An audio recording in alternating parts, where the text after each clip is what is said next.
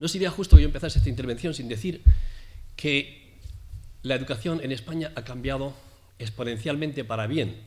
Desde cuando yo con 6 años, 7 años, tenía que recorrer unos 2 kilómetros diarios de ida y de vuelta a la escuela, una escuela rural, con un leño, supongo que aquí en León se dice leño de las dimensiones de un niño de 6, 7 años. Cada uno de los alumnos teníamos que llevar un leño durante todo el otoño para que se amontonase en el patio de la escuela y que la profesora pudiera hacer fuego y hacer un brasero para ponerlo delante de sus piernas, que por cierto cuando las abría nosotros mirábamos a ver qué se veía entre ellas, mientras con los sabañones en las manos, duros sabañones, y los cristales un poco desvencijados por donde entraba terrible frío, podíamos ir escribiendo y aprendiendo en los cuadernos de pauta ancha, primero, y de pauta estrecha después. Como digo, la educación ha mejorado exponencialmente. Pero voy a meterme con esas dos modalidades de fracaso escolar, que es para lo que yo tengo que hablar ahora mismo en ese tiempo, diciendo que antes que nada, otra advertencia, hablo esto de esta manera. Aquí no lo hablaría si tuviese un grupo de compañeros profesores que después íbamos a comer, no lo diría así, pero lo tengo que decir en un partido político que se supone que, y lo dice expresamente, que para quien la educación es un elemento primordial dentro de su programa. Dicho esto, voy a decir que el fracaso escolar primero, que es el de PISA, el que mide PISA, está plenamente justificado y va a seguir estando plenamente justificado mientras tanto no se hagan las reformas pertinentes que, por cierto, en el informe que acaba de leer Beatriz, no se tocan en lo esencial.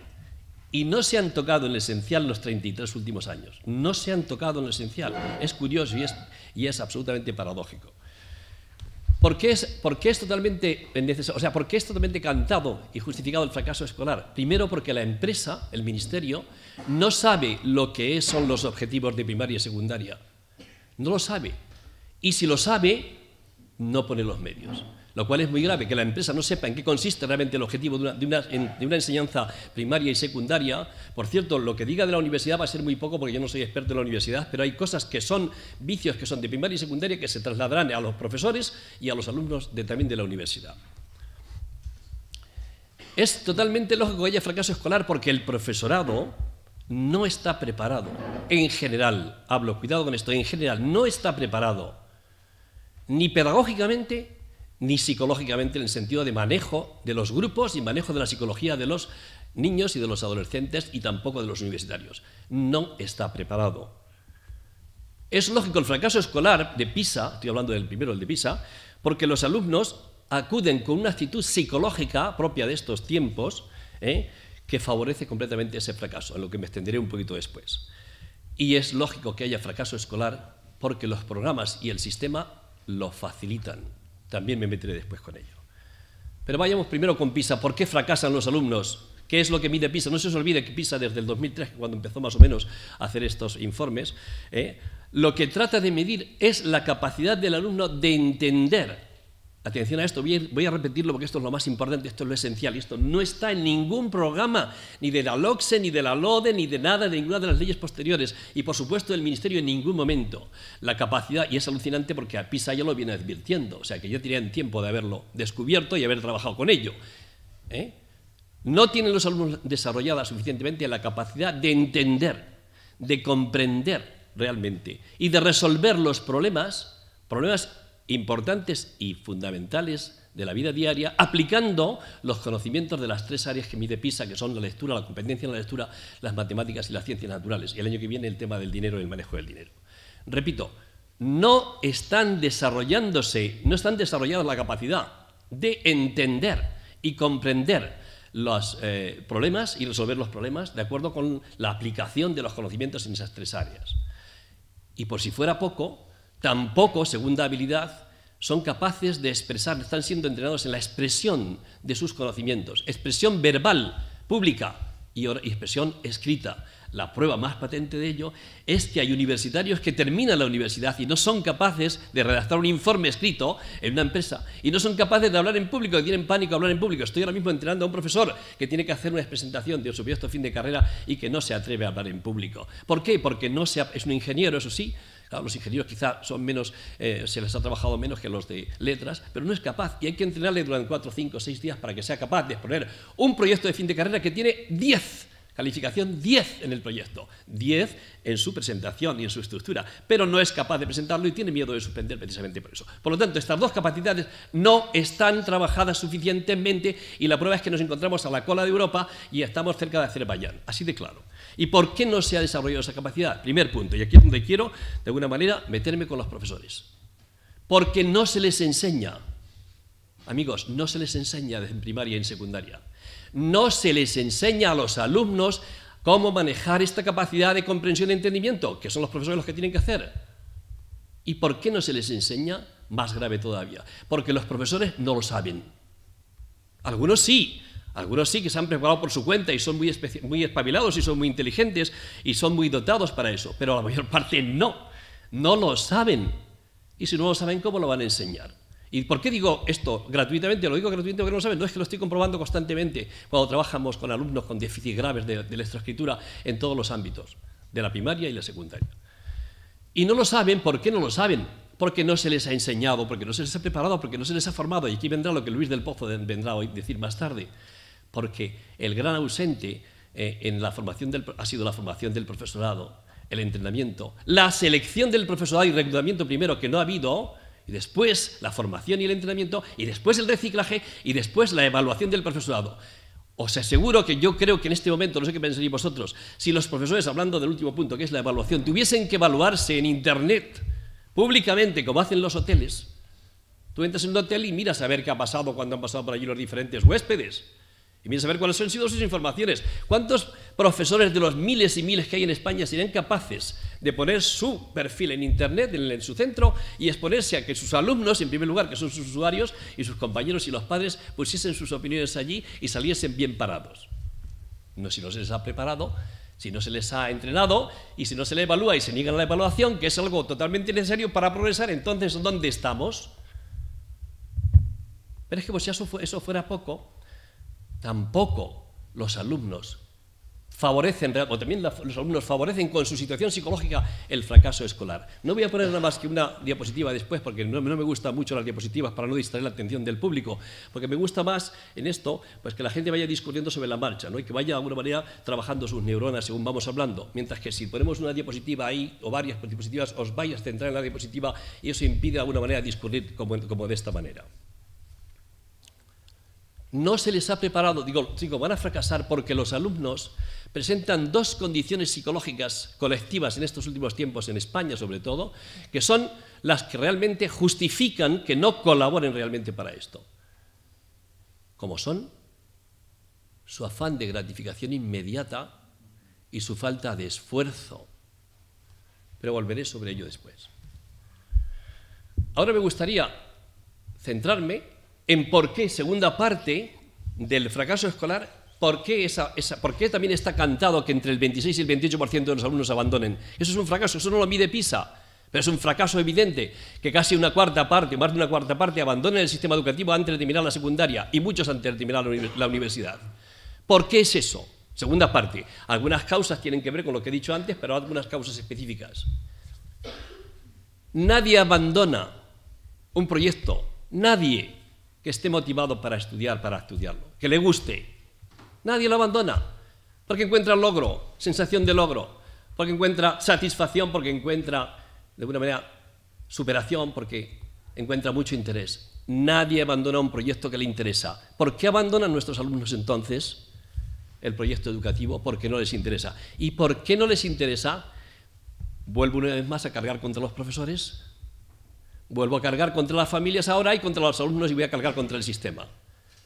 No les interesa porque los profesores no son capaces de motivarlos en clase diariamente, porque no despiertan su curiosidad, porque la enseñanza que hacemos en España es una enseñanza escolástica basada todavía en la tarima y en el encerao, por mucho que queramos hablar de las nuevas tecnologías, y en el profesor que habla y los alumnos que durante 5 o 6 horas diarias están sentados, salvo las clases de educación física.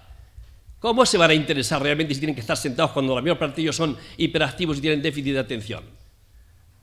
Evidentemente, los profesores no son capaces de motivar. ¿Y por qué no son capaces de motivar? Porque no han sido preparados para ello. ¿Y por qué no han sido preparados para ello? Porque el sistema donde se les selecciona, básicamente en España, es el sistema de oposiciones, escrito, aprenderse unos temas. Pero ¿quién prepara realmente a los profesores en general? Hablo en general para que nadie, pues ya estoy moviendo, que está moviendo cabezas, lo cual me interesa para después para el debate, que hay desacuerdo, me parece muy bien. Si el sistema de reclutamiento, de selección es el de oposiciones, donde lo que vale, sobre todo en secundaria, un profesor se aprende 90 temas, es allí, lo suelta y es muy inteligente, realmente lo desarrolla muy bien, pero no es capaz, a las pruebas me remito, de mantener durante una hora la atención de sus alumnos en el aprendizaje. Luego el fracaso está en la formación, primero en la selección. Hay muchos profesores que no tenían que ser profesores, sobre todo en secundaria. Y ya que estamos, que por cierto mucha gente habla del futuro, pues yo quiero hablar del pasado, porque los miles de profesores y miles que hay son los que hay. Pero ¿quién se preocupa del reciclaje de esos profesores? Porque los que van a venir a lo mejor sí, dentro de una generación entera, a lo mejor se han elegido varios miles de profesores, que por cierto con esta crisis cada vez menos, porque cada vez serán más restringidas las oposiciones. Pero ¿quién se ocupa de los cientos de miles de profesores que hay en España?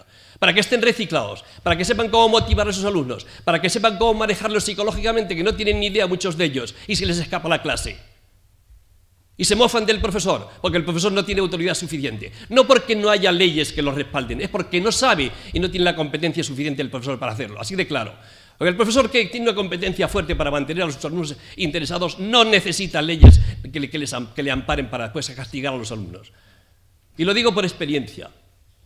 Entonces, los profesores han fracasado y están fracasando realmente, como digo, en la motivación de sus alumnos. Hablo de la motivación y del abandono. Los profesores porque no saben, porque no se les ha enseñado, porque no se les ha reclutado bien y porque esto no tiene final, no tiene final del túnel, no se ve el final del túnel, salvo que UPyD afortunadamente pueda abrir brecha por fin y se haga algo aquí, porque hasta ahora no se ha hecho nada, porque los dos partidos no han hecho nada de esto en lo esencial en los 33 últimos años. Perdonad que me ponga así de cabreado, pero es que lo vivo profundamente y me cabrea diariamente que esto sea así, porque no veo horizonte. Bueno, veo algo de horizonte, si no, no estaría en UPyD, sinceramente. ¿Pero por qué abandonar a los alumnos también en el sistema educativo? Segundo, pues porque... Avísame cuando falten 5 minutos, por favor. Porque hay dos características psicológicas demoledoras para que los alumnos puedan realmente no abandonar el sistema educativo y aplicarse realmente para aprender. La primera condición psicológica que viene fomentada por las familias, este es el gran dolor a nivel de todo el Estado, es la necesidad de gratificación inmediata. El cortoplacismo, el no ser capaces de aplazar las recompensas. Cuando realmente en el estudio hay que aplazar la recompensa años y años y años para ver el fruto, a veces hasta 10, 12 y 15 años. Si no están preparados, si quieren todo ya para antes de ayer inmediatamente, porque los padres se lo dan inmediatamente, ¿cómo coño van a estar preparados para 12 años o 15 del logro, para esperar una recompensa de varios años? De ninguna manera. ¿O es que creéis vosotros, somos tan ingenuos, que un título de secundaria, un título de primaria, un título universitario realmente es una recompensa altamente motivadora? No, por favor. Sí, es una recompensa. ¿Vosotros creéis que es una recompensa altamente motivadora las notas de fin de curso? Si lo fuera, no habría el 26%, el 28% de abandono escolar. Y no habría el fracaso que presenta PISA en esos niveles. Por lo tanto, los alumnos psicológicamente no están preparados para no fracasar, para no abandonar el sistema educativo y para ser competentes en esas dos habilidades, por lo menos, esenciales. No están preparados porque no están dispuestos a aplazar su recompensa. Y segundo, no están preparados por otra causa muy grave, porque los padres han acostumbrado y acostumbran diariamente en todo el país a sus alumnos, a sus hijos, a darles enormes facilidades diariamente y allanarles el camino. Y por si fuera poco, desde que yo estoy, bueno, desde mucho después que yo estaba en la enseñanza, cuando desgraciadamente la LOCSE entró en vigor, la LOCSE hizo lo peor que se puede hacer en este país, que fue a matar el afán de excelencia, de la lucha por la excelencia y del esfuerzo, porque bastaba con simplemente sentarse y asistir prácticamente para promocionar de curso. Podías tener 3 o 4 asignaturas y promocionar de curso. Yo he visto en reuniones de los equipos educativos, en cuarto de la ESO, pasar a gente con 3 materias, y una de ellas esenciales, por ejemplo, la lengua, porque pobre, total, a lo mejor ya le viene, ¿cómo le vamos a dejar que repita? Con este paternalismo terrible, así nos está luciendo el pelo. Entonces los alumnos no están capacitados porque las familias les han educado muy mal y hasta la propia ley, como digo, el propio sistema, la propia empresa no facilita el esfuerzo. Todo el mundo se nos llena la boca estos días, estos últimos tiempos, con la palabra esfuerzo, la capacidad de esfuerzo, y como decía antes, y educación, lo importante que es la educación. Pero no sé quién hace algo. Yo no veo todavía que se esté haciendo algo. Algo sí, pero tangencialmente e insustancialmente. Que se hable de redes de centros, que se hable de recursos y todo ese tipo, está muy bien, de igualdad, de oportunidad, está muy bien, y eso no lo niego, pero de lo esencial no. Ahora vosotros me diréis el debate si llevo razón o no. Y por si fuera poco ya, tercera parte, los alumnos tienen que fracasar, o sea, tienen que abandonar el sistema educativo, no están motivados por otra razón, que también afecta, esta razón afecta a la primera causa, lo de PISA, y a la segunda. Es que el sistema no lo favorece. ¿En qué aspecto? No lo puede favorecer cuando se han multiplicado, sobre todo en secundaria, las materias complementarias frente a las troncales. No puede ser que un alumno que pase de sexto de primaria pase con 10 o 12 asignaturas, digo, con 4 o 5 asignaturas más complementarias, que se multiplica el número de asignaturas, a la fuerza ellos que no están acostumbrados a ese nivel de esfuerzo, pues entonces fracasan, y porque además resta tiempo a las materias troncales, que son las verdaderamente esenciales. Si un ministerio no se da cuenta que no puede ser que llegue a un alumno a secundaria y a bachillerato suspendiendo al nivel que suspende porque no se han trabajado bien las troncales, y dentro de las troncales no se han trabajado bien las dos habilidades básicas, por cierto, transversales, lo que estamos en un partido transversal, que son la capacidad de entendimiento y comprensión y la capacidad de expresión oral y escrita. ¿Cómo no van a fracasar? Me quedan 5 minutos, ya acabo y voy a acabar antes de 5 minutos. Así que, por lo tanto, amigos, tiene que haber fracaso a la fuerza en PISA, y lo seguirá habiendo, acordaos bien, durante mucho tiempo, porque no se ha hecho nada. Y es que no se ha hecho nada. Vosotros me diréis, a lo mejor tenéis más conocimiento que yo, decidme qué se ha hecho ahora cuando hablamos del debate para paliar realmente el déficit de las dos habilidades. ¿O es que sabéis vosotros que desde que PISA dijo esto ya se ha insistido y se ha preparado, se han hecho programas realmente importantes para preparar al profesorado en el dominio de la comprensión y entendimiento de los problemas y su aplicación a los problemas de la vida diaria? No. ¿Se ha hecho algo para acercar los programas realmente con la vida diaria del alumno y cuando acaban la carrera con las necesidades del mercado? No lo veo. Ahora se empieza a hablar de formación profesional, pero es que es más amplio que la formación profesional. Por lo tanto, tiene que fracasar a la fuerza. No se ha hecho nada. Y yo no veo que haya perspectivas de que lo haga. Como no lo haga UPyD, UPyD tiene que hacerlo necesariamente. Bueno, quisiera decir ya para acabar, porque no quiero pasarme los 5 minutos, lo siguiente. Primero, que UPyD es el único partido que puede hacer esto, sinceramente. El único que yo creo que lo veo con sensibilidad suficiente para hacer esto. Pero también, como estamos en casa y estamos aquí en familia, debo decir una cosa, para los que han redactado, digamos, el documento sobre la educación dentro de UPyD, que me parece que está muy bien trabajado, muy bien, pero me permito hacerles algunas sugerencias, porque tampoco veo en este caso dentro del documento que se explicite de alguna manera digamos, la solución o los principios de solución de estos dos problemas que he apuntado básicamente. Por ejemplo, me gustaría que se incluyese, sugiero que se incluya el punto de la comprensión y la expresión más explícitamente, porque si no, estamos en las mismas, la igualdad de oportunidades, la red de centros, los recursos, las nuevas tecnologías, etcétera, etcétera, ¿no? Los criterios de admisión, acceso, todo está muy bien, la formación del profesorado, que hablaba Luis del Pozo de, pero no se habla de las dos habilidades fundamentales para superar el problema de PISA. Me gustaría que se incluyese eso. Me gustaría que se incluyese más explícitamente un programa de reciclaje de los profesores actuales, no de los que van a venir, que ya se sabe que hay programas ahí en el ministerio, que hay un afán por parte de UPyD de que haya una buena preparación, entrenamiento, una especie de MIR y tal. No, no, de los que actualmente hay, que son cientos de miles y que están completamente obsoletos muchos profesores y completamente lejos de lo que es los tiempos actuales. Me gustaría que se incluyese la preparación de los profesores también, no solamente en la pedagogía, sino en la preparación y en el manejo psicológico de las claves psicológicas según la psicología evolutiva de los alumnos, que muchos, como he dicho, no la tienen, no saben manejar sus alumnos, no saben manejar grupos, no saben motivar.